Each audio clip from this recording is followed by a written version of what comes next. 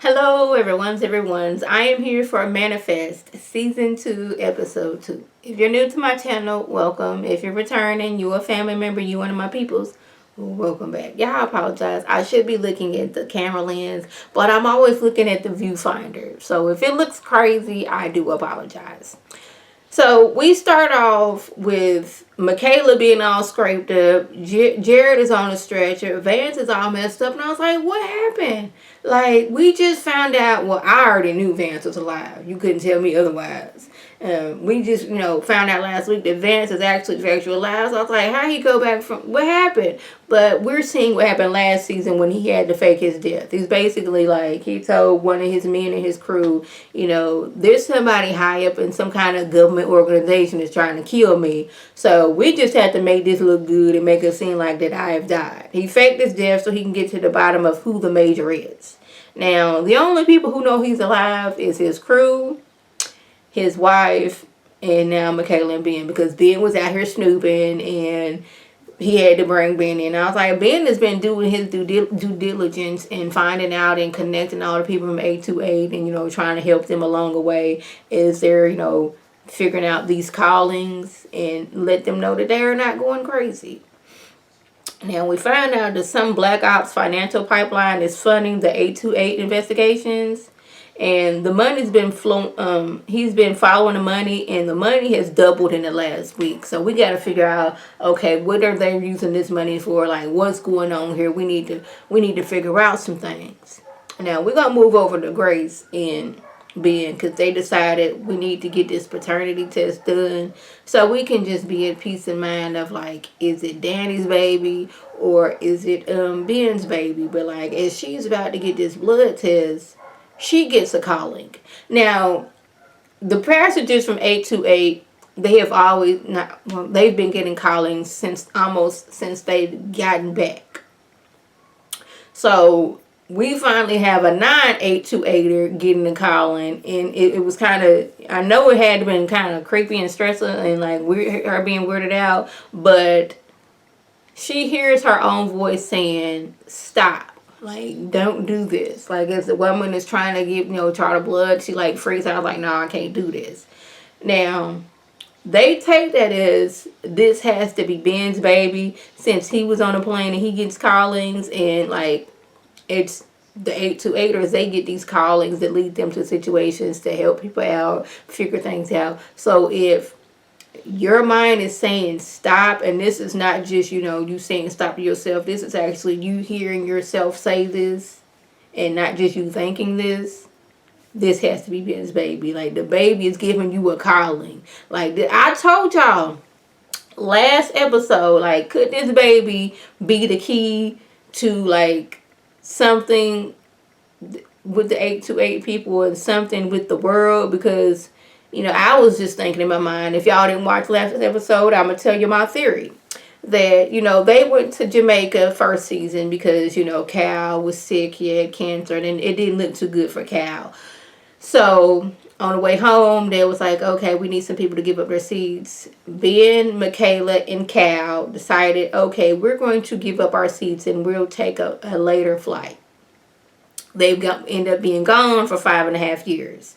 Now, had they got on that flight, I'm just assuming that Cal would have got worse and maybe Cal would have passed away. And the stress from Cal passing away made them drift apart, get a divorce, and they would have not made this baby. But seeing as how Cal, Ben, and Michaela were gone for 5.5 years and come back, and Cal is doing better, they're working things out, even though she had a whole relationship with Danny, them coming back together was so, like, they was gone so they can get back together, and so he can get her pregnant now so he can help out some in the world. Now, that may be like so far-fetched, but if you watch me for any amount of time, when I'm watching shows like this, I always have some kind of theory of what's going on. And I just think that's it. Now, it may not even come into fruition. This is how my mind is going. Because, like, this is the first, non-828er who has had a calling. Like, can other non-828ers get a calling too? if, they're with somebody who was an 828er, I don't know. That's when I'm going to start calling them the 828 passengers. Now, Ben meets up with TJ, a fellow 828 passenger, and Ben tells him, okay, hold on. Ben had already met up with this 828 passenger, and beforehand he had already told Ben that he had visioned his own death, like him in his own grave. Now, Ben is trying to let him know, like, other people from the 828 passengers, we have also had some kind of visions. We call these callings, and they lead us to places and to different things. Well, his vision led him to a body. He said he was just walking, and he was walking, and he had this feeling, and he started to, dig, and he found his body. Now, Jared is somewhat suspicious that the calling led him there. Like, this don't even seem right. But I was like, it would have been easy. I could understand where Jared's coming from. It could be easy for him to be like, okay, so y'all saying y'all have these callings. I could just kill this girl, and I could just be like, oh, snap, this calling led me here. But then I was like, if you did kill this girl, you didn't even have to use your calling. You could just been like, I don't know what happened, and just kept it as that. But I was like, I don't think he actually killed this girl. I don't care what evidence says. I just don't believe he killed this girl. Now, I don't know what it is about Michaela's new partner. I don't know if I trust her yet. She hasn't done anything sneaky. I just don't think I trust her yet. And I'm going to just leave it at that. And I'm also, suspicious of the doctor who's working with Seinfeld. Just going to say that. Don't all the way trust him neither. I don't know if it's that he likes her and he's trying to impress her. But he seems like he's too, always there asking questions, trying to insert himself. I ain't like it.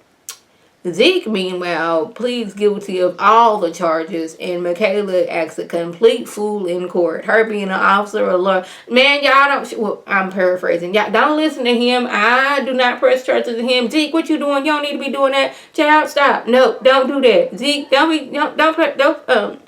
plead guilty. Don't do none of those things.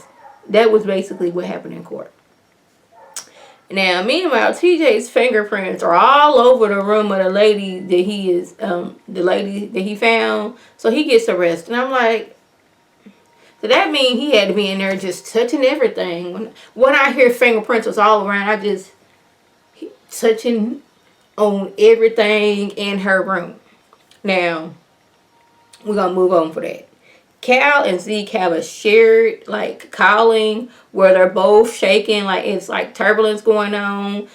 Zeke starts freaking out and accidentally elbows the guard in, the face, nose area, and he's taken away. And these callings happen at the same time TJ was getting arrested. Now, Michaela has a theory that, we got to save TJ. TJ didn't do this because the Collins don't really, help out, people who's doing wrong. It's mainly to help out, good people.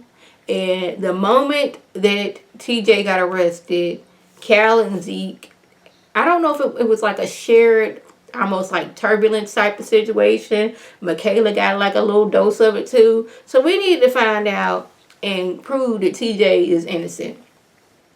Now, it seems that the lady who was killed had several of TJ's stain scents in his room, and that's why his fingerprints were there.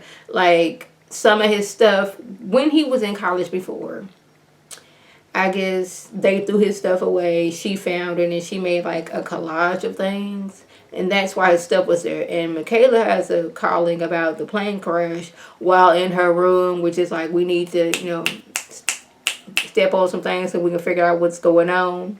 Now, we find out that a security guard is responsible for her getting killed because she had lost her ID tag or some kind of card to get in and out of certain locations. And Michaela and her partner get there, and it was oh, okay, did this such and such girl, come through such and such 3 nights ago or however many nights ago it was? It's no. It's really, because the computer will show that even if you, didn't log it in or whatever you didn't do. Oh, yeah, I do kind of remember, she, got it done and then she left, I didn't think nothing of it. She walked that way. Oh, she walked that way? Even though her sorority was this way? How would I know that? Maybe the big old sorority sign on her sweater. Maybe that's how you would have known that. Okay, sir? So he talking about some he didn't remember her going in operation. It's like, look here, bro. We know you did it. We know you killed the girl. All right, so you under arrest. You had the right to remain silent. Anything you say can and will be held against you in the court of law. If you cannot afford an attorney, one will be appointed for you. I remember this from Law and Order, but I can't remember the rest. Hold on. Yeah, basically that. Now, we find out that when TJ was missing for those 5 years, they just all his stuff in his room they just threw it away. Homegirl found his stuff and was making collages in like different areas of the college. He did not have any more pictures of his mom because his mom was so depressed after he went missing. I don't know if it was accidental or on purpose. Took a lot of pills and she ended up passing away. And her landlord just threw all her stuff away. So he has no pictures of his mom. But the young lady who passed away had a collage of him and his mom in this area. So that's why the calling was coming to him to, this girl had this for you. Therefore, you need to, find out who actually killed her. And I was like, yeah, I was happy for that. I was. Now, Michaela and Cal have a joint calling of them on the plane with turbulence, but Zeke is on the plane, which, Zeke wasn't on, he's not an 828er. He had his whole situation when he was out in the mountains in the snow and stuff like that. That's how he was going when he came back. So why is Zeke on this plane? And Zeke can't hear them. While this is going on, Zeke is in the infirmary, strapped to a bed being pumped full of meds. Now, I was like, is it the major that got him somewhere and they like pumping him with drugs because they can't have him being connected with Michaela and them? They can't, in hopes that they ain't having some kind of like psychicness going on between them. They can't have that, but we do know that they have him strapped to the bed and they just pumping him with all kind of medications. Now, lastly, Olive, she is feeling some type of way because now that Grace has, had a calling. She the only one that doesn't have a calling. It's not that she's upset and jealous that, she's the only one that doesn't have a calling. She's upset because, this whole death number, like Cal said, the death number is in 5 years. That means, they're going to be gone in 5 years. If you're here to call, does that mean you're going to be gone too? So that means when I graduate, I'm going to be all by myself. So what is the point of graduating if nobody's going to be there with me? She is in this stance. So she meets this girl who she had seen earlier when she was out with Grace, and Grace like, stay away from her. She one of them 828 passenger, people who was like worshiping y'all, or it could be one of her hurt y'all. Stay away from her. What she do? Goes right there to that girl. They should go to some type of meeting, but they didn't show what the meeting was. But I don't think it's going to be good. Olive, she in her feelings right now, so I'm gonna let her pass. But I'm gonna need her to snap at it real quick. Now, really lastly, Vance tells Ben that the people that he's been watching has bought some type of DNA sequence. And they was like, that's odd because, he and Grace just went to get some DNA done. So, how did they know? So, hopefully soon, he gonna talk to Simon like, the people that we, that's out to get us, they done bought his DNA sequence. And she had already told this to our therapist, evil villain lady. So, I was like, is evil villain lady really evil villain lady, or is she on their side? I'm still going to go for she evil villain lady. And hopefully Ben can talk to her and be like, they bought this DNA sequence. And she going to be like, I did tell that to my doctor. So, maybe she's behind this. But then, switch it up on evil villain lady who's acting like she a therapist and give her information that is not true. And maybe she can get knocked down from her evil villain lady, being the hierarchy in the evil villain, people and all that stuff. Y'all know what I'm trying to say. So she's no longer evil villain lady at the top. She gonna get knocked down and we can keep on knocking people down. That's what I was trying to say. So y'all, that was the gist. If I left anything out, by all means, leave a comment below. If you're new to my channel, welcome. Feel free to subscribe. It is free all day, every day, free 99. Make sure your notifications are on so with my beautiful face. puts up a video, you can click on it, you can like it, you can share it with your people, you can come over and be one of my people. If you're already a family member and one of my peoples, oh, welcome back. Y'all know what to do. Tell your people to tell their people to come over and be one of my people by clicking that icon above. This is Lady T signing off. Have a good one.